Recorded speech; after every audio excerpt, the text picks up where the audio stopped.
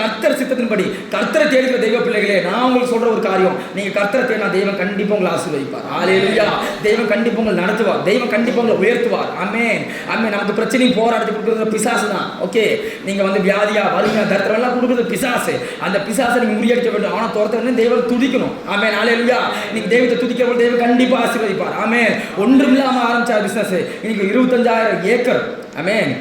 2500 25,000 ஏக்கரா அந்த அளவுக்கு ஆண்டவர் பிளஸ் பண்ணிக்கிறார். காரணம் வந்து தெய்வத்தோட சித்தம் செய்கிறது. ஹல்லேலூயா. தெய்வ சித்தம் இல்லாம நீங்க எந்த காரியம் செஞ்சாலும் அது பிளஸிங் இருக்காது, ஆசீர்வாதம் இருக்காது. நீங்க கர்த்தர் சித்தப்படி உங்க வாழ்க்கை நீங்க நடங்க. அதுக்கு வந்து நீங்க எப்படி கர்த்தர் சித்தத்தை தெரிஞ்சுக்க முடியும்? நீங்க கர்த்தரை தேடுங்க. ஆமென். வசனம் படிங்க, உட்கார்ந்து தெய்வத்தை ஆராதிங்க, ஸ்தோத்திரம் பண்ணுங்க, அந்நிய பாஷை பேசுங்க. தெய்வமே உங்களை நடத்துவார். ஹல்லேலூயா.